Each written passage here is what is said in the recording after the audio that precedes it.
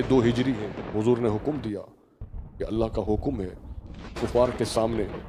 ہم نے مقابلہ 1000 پر مشتمل یہ کفار کا لشکر، یہاں 313 ہے، نہ ان کے پاس کوئی جنگی سامان ہے، نہ اونٹ ہے، نہ گھوڑے ہے، نہ تلوار ہے، نہ نیزے ہے، کوئی جنگی سامان نہیں، اور وہ جو 1000 تھے ان کے پاس اس دور کا ہر جنگی سامان موجود، غرور اور تکبر کے ساتھ آ رہے ہیں، اور یہاں اللہ نے حکم دے دیا کہ محبوب اپنے غلاموں کو تیار کریے اور لے جائے، جنگ کے لیے جا رہے ہو، ان کے پاس تم ہر طرح کا سامان ہے، تمہارے پاس تو کچھ بھی نہیں۔ کہنے لگے کہ ہمیں جنگی سامان پر بھروسہ نہیں، ہمیں اپنی رب کی ذات پر ہی بھروسہ ہے اور ہمارے نبی صلی اللہ علیہ وآلہ وسلم پر۔ آپ بدر کے مقام پر جب آپ پہنچے، بدر مدینہ اور مکہ کے درمیان ایک مقام ہے، آج بھی موجود ہے وہاں پر، آج بھی مسجد العریش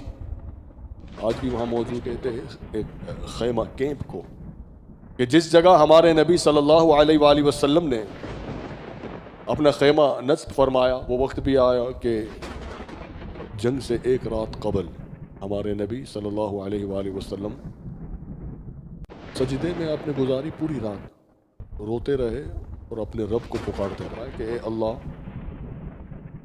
یہ میرے ساتھ جو مٹھی بھر مسلمان جو آئے ہیں، اگر یہ کامیاب نہ ہوئے تو اے میرے رب، اب اس روئے زمین پر تیرا نام لینے والا کوئی نہیں ہے، سامنے 1000 کا لشکر ہے، ہم یہاں 313 ہیں، نہ کوئی سامان ہے، کچھ بھی نہیں۔ یہی ہوا کہ جب میدان جنگ کا سج چکا ہے، وہ سامنے نغارے بجائے جا رہے ہیں، خوشیاں منائی جا رہی ہے کہ آج اسلام ختم ہو جائے، بڑے کفار ہیں وہاں پر، مگر یہاں جو مسلمان ہیں انہیں اپنے رب پر اتنا بھروسہ تھا کہ اطمینان میں تھے۔ کافروں کی جانب سے شیبہ، ولید، عتبہ، یہ بڑے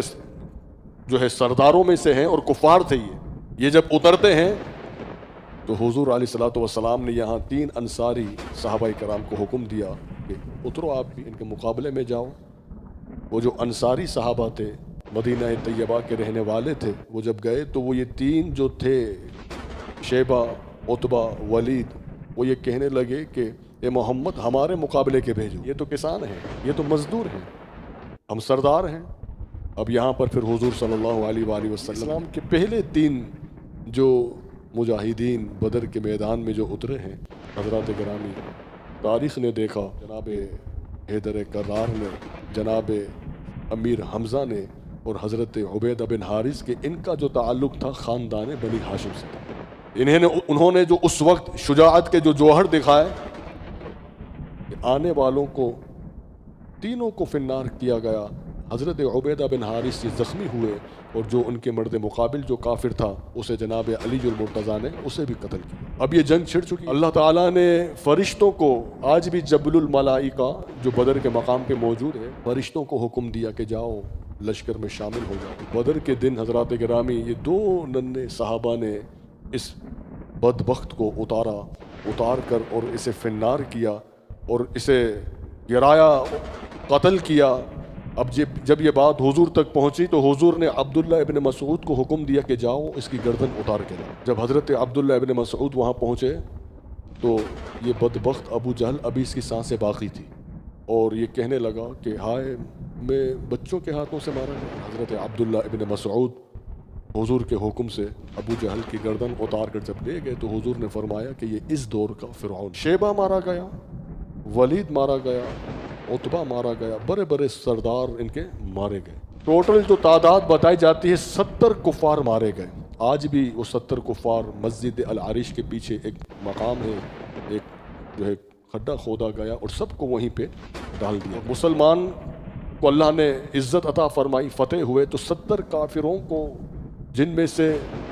35 کافروں کو علی المرتضیٰ نے قتل کیے۔ یہ تاریخ لکھی، آدھے کافروں کو علی نے اکیلے نے واصل جہنم کیا، باقی جو 313 اور بھی تھے، فرشتے بھی تھے، انہوں نے مل کر اگر قتل کیا تو ان کی تعداد آدھی بنتی ہے، اور شیر خدا نے جن کافروں کو قتل کیا وہ صرف 35 بنتے ہیں۔ جب مدینے میں لوٹے ہیں بے عزت ہو کر، کفر ان کا یہ غرور اور تکبر ختم ہوا، عزت اتنی بلند ہو گئی اسلام کی کہ کچھ بھی نہیں تھا، مگر اللہ نے 313 کو فتح عطا۔ جب لوٹے ہیں تو پھر انتقام کی آگ میں جلتے رہے کفار، پھر یہ عہد کے لیے آئے تھے، پھر وہاں پر بھی انہیں شکست ہوئی، پھر یہ خندق کے لیے آئے تھے، وہاں پر بھی شکست ہوئی، پھر خیبر میں آئے تھے، وہاں پر بھی شکست ہوئی۔ ہر موقع پر اللہ نے اسلام کو عزتیں عطا فرمائی۔